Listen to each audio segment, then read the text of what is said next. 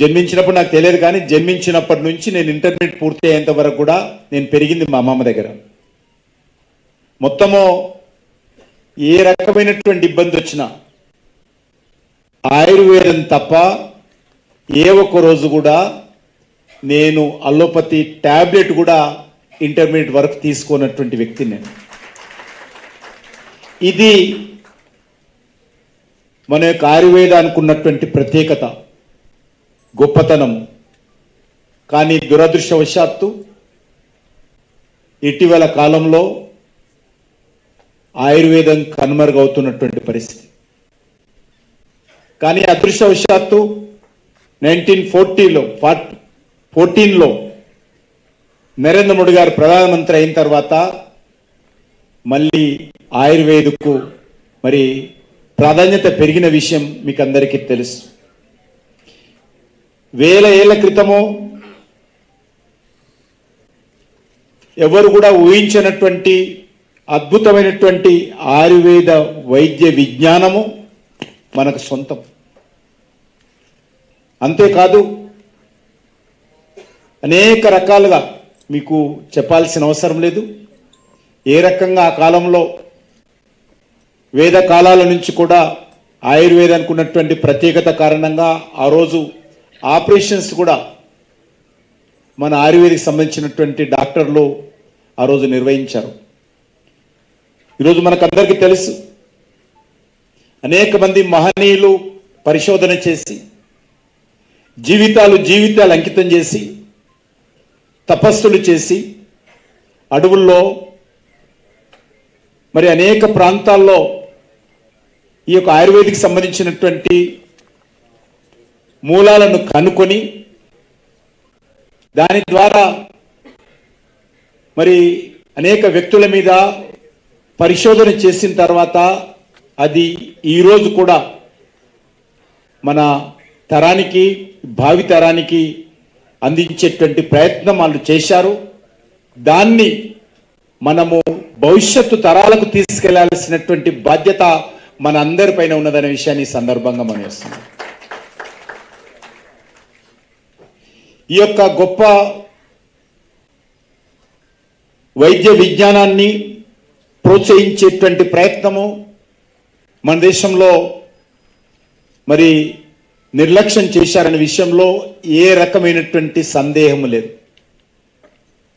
ఇదేదో పాతకాలం వైద్యము, పనికిరాని వైద్యం అనేటువంటి మహానుభావులు కూడా ఉన్నారు. అనేక ఇతర దేశాలకు సంబంధించినటువంటి బహుళజాతి కంపెనీలు బ్రిటిష్ వాళ్ళ కాలం నుంచే ఈ యొక్క ఆయుర్వేద వైద్యాన్ని నిర్లక్ష్యం చేసేటువంటి ప్రయత్నము, దీన్ని పనికిరాని వైద్యంగా ప్రచారం చేసేటువంటి ప్రయత్నము మన దేశంలో జరిగిన విషయాన్ని మనం చేస్తా ఉన్నాం. ఈరోజు లాస్ట్ 11 years మనం చేస్తున్నటువంటి ప్రయత్నము, దీని యొక్క గొప్పతనము, దీని యొక్క ప్రాధాన్యత, దీని యొక్క పొటెన్షియల్ ఏదైతున్నదో ఈరోజు ప్రపంచమంతా మరి అర్థం చేసుకుందని మనం చేస్తా ఉన్నాను. మనకందరికీ తెలుసు, ఇటీవల ప్రపంచమంతా కరోనా పట్టి పీడిస్తున్నటువంటి సమయంలో మన ప్రధానమంత్రి గారు ఆయుర్వేదికి సంబంధించినటువంటి కిట్స్ సుమారు 150 దేశాలకు ఉచితంగా పంపించిన విషయాన్ని సందర్భంగా మనం చేస్తున్నాం. ఏదో సాదాసీదా కాదు, ఆయా దేశాల అధినేతలకు, ఆయా దేశాల ప్రైమ్ మినిస్టర్స్కు, ప్రెసిడెంట్స్కు నేరుగా ప్రధానమంత్రి గారు ఇది మా దేశం కరోనాకు సంబంధించి మీ యొక్క ప్రాణాన్ని కాపాడడంలో ఎంతో ఉపయోగపడుతుందనే విషయాన్ని తెలియజేస్తూ అనేక దేశాలకు పంపించిన విషయాన్ని మనం చేస్తున్నాం. మన దేశంలో కూడా ఎన్నడూ లేని విధంగా కరోనా సమయంలో ఇంట్లో ఉన్నటువంటి వాళ్ళందరూ కూడా అలోపతి మెడిసిన్స్కు ఎవరు వెళ్ళలే. అన్నిటికంటే ముందు వాళ్ళు డెడికేషన్ తోటి, విశ్వాసం అండ్ కాన్ఫిడెన్స్ తోటి మరి కరోనా నుంచి పరిరక్షించుకోవడం కోసం ఏ రకంగా ఆయుర్వేదిక్ను వాడారో ఇంటింట ప్రతి ఇంట ఇది జరిగిన విషయాన్ని సందర్భంగా మనం వేస్తాను. నేను అప్పుడు ఆ రోజు హోమ్ మినిస్ట్రీలో ఎంఓఎస్గా ఉన్నాను. అప్పుడు ఈ యొక్క కరోనాకు సంబంధించినటువంటి ఆ రోజు టాస్క్ ఫోర్స్ ఒకటి ఏర్పాటు చేయడం జరిగింది. ఆల్ ఇండియాకి సంబంధించినటువంటి సెంటర్ ఏర్పాటు చేయడం జరిగింది. దానికి నేను ఆ బాధ్యత హోమ్ మినిస్ట్రీ నోడల్ మినిస్ట్రీలో అప్పగించారు. ఆ రోజు అనేక మంది ఆర్టికల్స్ రాశారు ప్రపంచ దేశాలకు సంబంధించి. కరోనా భారతదేశంలో వస్తే 50 కోట్ల మంది చనిపోతారు, అసలు భారతదేశంలో ఉంటారా, ఈ దేశంలో జనాభా ఎక్కువ, తిక్కుడు పాపులేషను, ఒక ఇంటికి ఇంకో ఇంటికి గ్యాప్ ఉండదు, ఒక ఇంట్లోనే 20 మంది 30 మంది ఉంటారు, డిసిప్లిన్ ఉండదు, క్రమశిక్షణ ఉండదు, కులాలు ఎక్కువ, మతాలు ఎక్కువ, ప్రాంతాలు ఎక్కువ, భాషలు ఎక్కువ, ఎవరి మాట ఎవరి ఉన్నారు. కాబట్టి కరోనా లాంటి ఈ యొక్క మహమ్మారి రోగము భారతదేశానికి వస్తే కొన్ని కోట్ల మంది చనిపోతారని అవహేళన చేస్తూ మనల్ని అవమానిస్తూ అనేక ఆర్టికల్స్ రాశారు.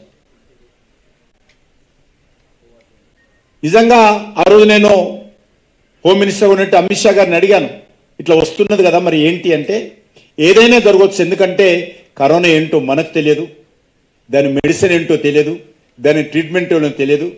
కానీ ఒకటి మన ఆయుర్వేదిక్ ద్వారానే ఈరోజు దీన్ని మనం ఫేస్ చేయాలి. కాబట్టి అదొకటే మనకు మార్గము. ఇప్పుడు ఉన్నటువంటి పరిస్థితుల్లో ఎంతమంది చనిపోతారో మనకు కూడా తెలియదన్నారు. ఆ రకమైనటువంటి క్లిష్ట పరిస్థితుల్లో దేశాన్ని కష్టకాలంలో మరి ఈ దేశంలో ఉన్నటువంటి 140 కోట్ల మంది ప్రజల ప్రాణాలు కాపాడినటువంటి ఏకైక ఆయుర్వేదము వైద్య విజ్ఞానం ఏదైతే ఉన్నదో అది ఆయుర్వేదాన్ని మనం చేస్తాం. కాబట్టి దాన్ని మనం తక్కువగా అంచనా వేయాల్సినటువంటి అవసరం లేదు. ఈరోజు మనకు తెలుసు ఈ యొక్క ఆయుర్వేదిలో ఏదైతే విజ్ఞానం ఉందో దానిలోనే ఒక భాగము యోగా. ఆ యొక్క యోగాను కూడా ప్రధానమంత్రిగా బాధ్యత చేపట్టినటువంటి 6 నెలల లోపల ఐక్యరాజ్య సమితిలో యునైటెడ్ నేషన్స్లో జనరల్ కాన్ఫరెన్స్లో మన ప్రధానమంత్రి గారు వెళ్ళి సుమారు 190 దేశాలను ఒప్పించి మెప్పించి ఐక్యరాజ్య సమితి ఆధ్వర్యంలో నా తరఫున హృదయపూర్వకమైనటువంటి కృతజ్ఞతలు. జూన్ 21న ఇంటర్నేషనల్ యోగా డే కూడా ప్రకటించడం జరిగింది. ఇది మనం గర్వపడాల్సినటువంటి అంశం. ఏ రకంగా ఆయుర్వేదం మన భారతీయ జీవన విధానంలో భాగమో, మన అత్యంత పురాతనమైనటువంటి వైద్య విజ్ఞానము, అదే రకమైనటువంటి మరి ఈ యొక్క యోగా విజ్ఞానాన్ని కూడా మనము ప్రపంచానికి అందించాము. ఆ రోజు మనం అనుకుంటే ప్రపంచమంతా కూడా మరి ఈ యొక్క ఐపీఆర్ ఇంటెలెక్చువల్ ప్రాపర్టీ రైట్స్ యోగాకు సంబంధించి మనం తీసుకున్నటువంటి వాళ్ళం. కానీ మన దేశము వసుదైక కుటుంబం, ప్రపంచమంతా బాగుండాలని కోరుకున్నటువంటి మన దేశము, మన జీవన విధానము, మన సంస్కృతి, మన ఆలోచన. కాబట్టి యోగాకి ఏ రకమైనటువంటి ఇంటెలెక్చువల్ ప్రాపర్టీ రైట్ అయినటువంటి ఆలోచన చేయకుండా యోగాను ప్రపంచమంతా కూడా ఇంట్రడ్యూస్ చేసి మన భారతీయ సంస్కృతికి ప్రాధాన్యత ఇచ్చిన విషయాన్ని ఈరోజు మనం చేస్తా ఉన్నాం. ఈరోజు అనేకమైనటువంటి బహుళజాతి కంపెనీలకు సంబంధించినటువంటి ఇతర దేశాల్లో కూడా అన్ని ఆఫీసులలో క్యాంటీన్ తర్వాత ఇంకేదైనా రూమ్ ఉంటుందంటే అమెరికా కావచ్చు, ఆస్ట్రేలియా కావచ్చు, అది యోగా రూమ్ అని సందర్భంగా మనం చేస్తా ఉన్నాను. ఆఫీసులలో అంత ఇంపార్టెన్స్ ఈరోజు మన ఆయుర్వేదానికి, మన యోగాకు మనం తెచ్చుకున్నామన్న విషయాన్ని ఈ సందర్భంగా మనం చేస్తున్నాను. మరి ఈరోజు యోగాను ప్రమోట్ చేయడం కాదు, రిస్టోర్ చేయాలి. అదేవిధంగా ఆయుర్వేదాన్ని ప్రమోట్ చేయడం కాదు, ఆయుర్వేదాన్ని రిస్టోర్ చేయాలి, ప్రొటెక్ట్ చేయాలి. ఆయుర్వేదానికి సంబంధించినటువంటి ఫెసిలిటీస్ కల్పించాలి. ఆ రకంగా ఈరోజు ప్రాచుర్యం కల్పించే విషయంలో కానీ మరింత పరిశోధన నేటి తరానికి, యువతరానికి, నవతరానికి, భవిష్యత్ తరానికి వాళ్ళ ఆలోచనలకు అనుకూలంగా కొద్ది గొప్ప మార్పులు చేస్తూ ఈ ఆయుర్వేదాన్ని ఇంట్రడ్యూస్ చేయాల్సిన అవసరం. సులభమైనటువంటి పద్ధతిలో అర్థమయ్యే విధంగా ఆయుర్వేదాన్ని ఈ తరానికి అందించేటువంటి ప్రయత్నం చేయాలి. అందులో మనం విజయం సాధిస్తే మన దేశానికి ఆయుర్వేదానికి తిరుగులేదు. కానీ ఈ బహుళజాతి కంపెనీలు ఏవైతున్నాయో, ఈ అలోపతి కంపెనీలు ఏవైతున్నాయో అనేక రకాల మన ఆయుర్వేద వైద్య విజ్ఞానాన్ని మరి అణిచివేసేటువంటి ప్రయత్నము, తొక్కిపెట్టేటువంటి ప్రయత్నము, అడ్డుకునేటువంటి ప్రయత్నం చేస్తా ఉన్నారు.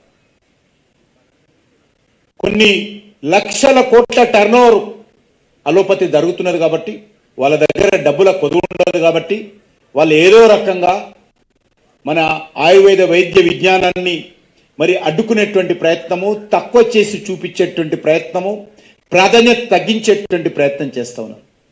ఇది పెద్ద సవాల్ ఈరోజు మనం. దీన్ని సమర్థవంతంగా, ఐక్యమత్యంగా ఎదుర్కోవాల్సినటువంటి అవసరం ఉంది. అందుకే ప్రధానమంత్రి గారు నరేంద్ర మోడీ గారు బాధ్యతలు చేపట్టిన తర్వాత మొట్టమొదటి చేసిన పని ఏంటంటే ఆయుష్ మినిస్ట్రీ అనేటువంటి ఒక ప్రత్యేక మంత్రిత్వ శాఖను మొదటిసారిగా స్వాతంత్రం వచ్చిన తర్వాత ఏర్పాటు చేసి దీని పరిరక్షణకు పూనుకున్నారనే విషయాన్ని ఈ సందర్భంగా నేను మనవి చేస్తున్నాను. అంతేకాదు మన తెలంగాణ రాష్ట్రంలో కూడా అనేక మారుమూల ప్రాంతాలలో ఈ యొక్క ఆయుష్కు సంబంధించినటువంటి వెల్నెస్ సెంటర్స్ ఏర్పాటు చేయడము, అనేక రకాల ప్రయత్నాలు జరగడము ఈరోజు మనం చూస్తూ ఉన్నాం. ఆయుర్వేదానికి పెద్దగా మనం ఇబ్బంది పడాల్సినటువంటి అవసరం లేదు. కానీ దానికి సంబంధించినటువంటి మూలికలు ఎక్కడ దొరుకుతున్నాయి,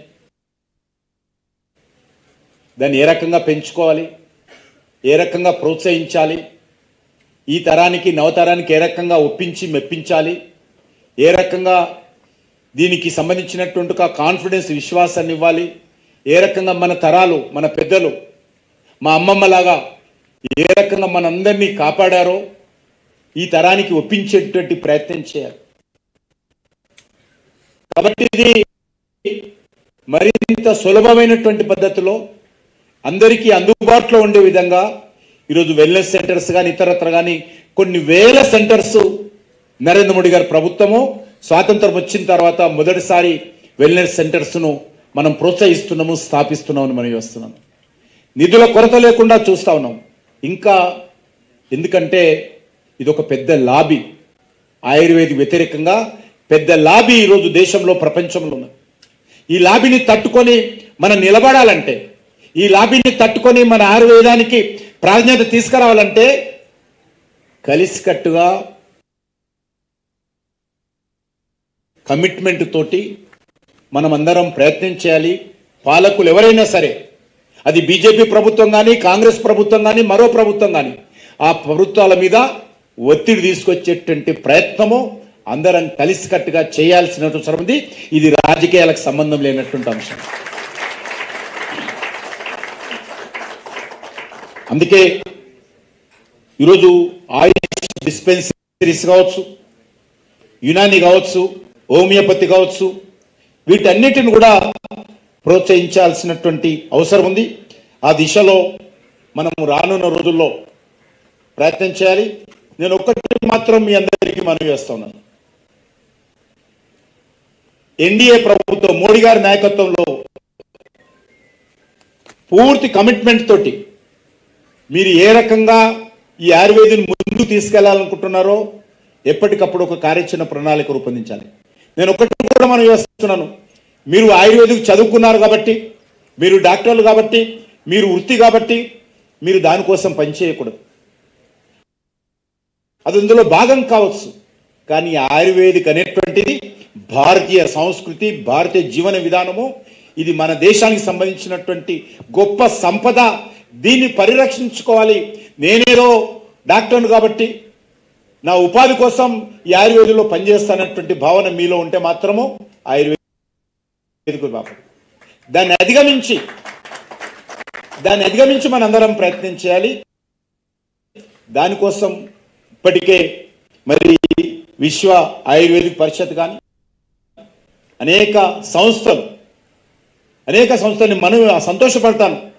ఈరోజు అన్ని దేశంలో అనేక రకాల సాధువులు, సన్యాసులు, ఋషులు, మహానుభావులు ఈ ఆయుర్వేదను పరిరక్షించేటువంటి ప్రయత్నంలో చాలా గొప్పగా పనిచేస్తా ఉన్నారు. వాళ్ళందరికీ అండగా ఉండాలి. ఈరోజు మనం చూస్తా ఉన్నాం, రామ్దేవ్ బాబా కొన్ని మెడిసిన్స్ బయటికి తీస్తే ఆయన మీద సుప్రీంకోర్టు తీర్పునిస్తుంది.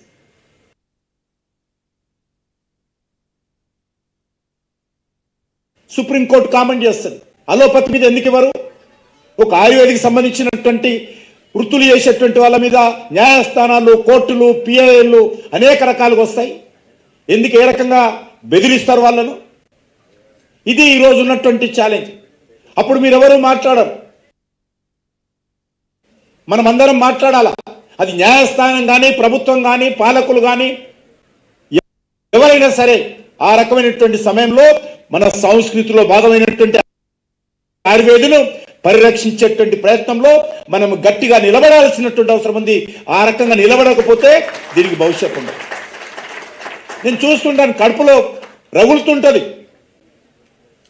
ఆయన ఏదో మెడిసిన్ చేస్తే ఇంకోటి అలోపతి బహుళజాతి కంపెనీలు కొన్ని వందల కోట్లు ఖర్చు పెట్టి ఆయన కంపెనీకి వ్యతిరేకంగా ప్రచారం చేస్తుంది. సుప్రీంకోర్టుకు తీసుకెళ్తారు. ఆయుర్వేదకు ప్రూవ్ చేయాలట. అరే మా అమ్మమ్మ ప్రూవ్ చేసింది, మీరేం ప్రూవ్ చేస్తారా నాన్న? నేనే ప్రూఫ్, సాక్ష్యం ఇంకోటి ప్రూవ్ చేయాలట. సుప్రీంకోర్టు అడుగుతుంది ప్రూవ్ చేయాలని. ఇంతకంటే దరిద్రం ఉంటుందా? ఇన్ని అలోపతిక్ మెడిసిన్స్ వచ్చినాయి కదా, ఎక్కడ ప్రూవ్ చేశారు? కాబట్టి దీన్ని మనము విశ్వాసంతో, ధైర్యంతో ఎదుర్కోవాల్సిందిగా మీ అందరిని కోరుతూ, నాకు వేరే పని ఉన్నది కాబట్టి మీతో ఉండి, మీ మధ్యలో ఉండి మీ ఉపన్యాసాలు వినేటువంటి, మీ చర్చలో పాల్గొనేటువంటి అవకాశం లేదు కాబట్టి దయచేసి అన్యథ భావించకుండా ఈ కార్యక్రమం విజయవంతం కావాలని, దీనికి మీరందరూ కూడా రానున్న రోజుల్లో ఐక్యమత్యంతో కలిసిమెలిసి పనిచేయాలని నా తరఫున, మా ప్రభుత్వం తరఫున అన్ని రకాలుగా మీకు అండగా ఉంటామని మరొకసారి మనవి చేస్తూ సెలవు తీసుకుంటున్నాను. భారత్ మాతాకి. Thank you very much sir. ఈ కార్యక్రమం thank you very much and sir. Sir very inspiring information and speech. And now we request you to felicitate some of our few doctors who are national reputed present over here.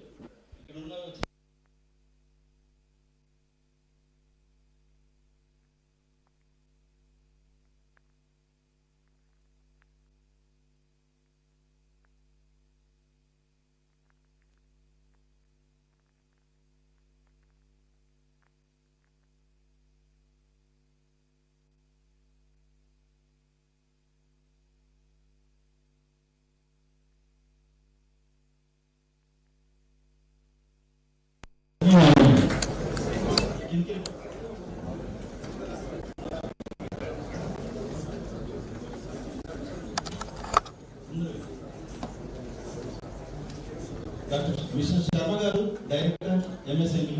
No photo.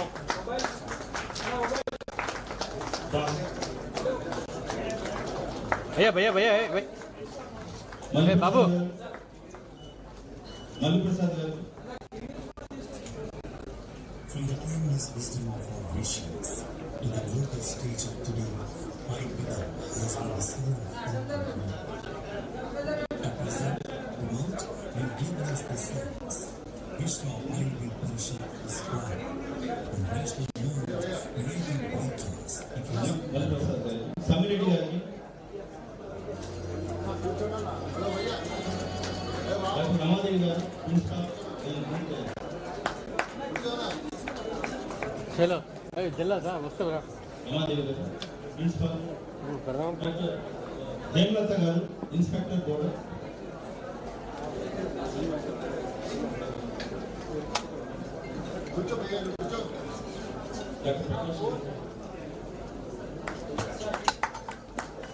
Prakash Reddy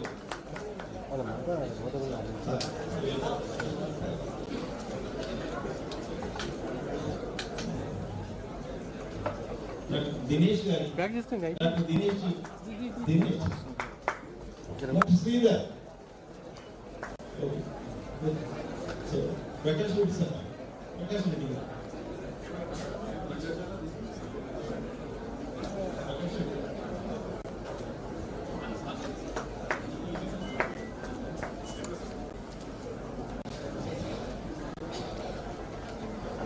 minister గారు doctor Kishan Reddy గారు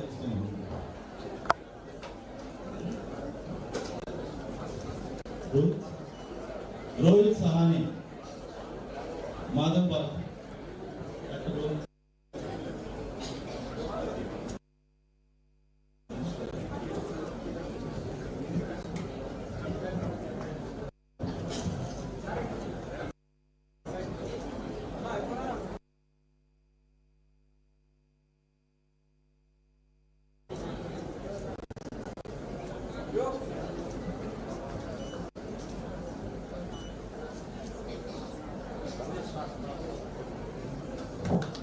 పెద్దలైనటువంటి గౌరవనీయులు మన ప్రియతమ కేంద్ర మంత్రివర్యులు Shri G Kishan Reddy గారికి విశ్వ పరిషత్ తరఫున చిరు సన్మానం.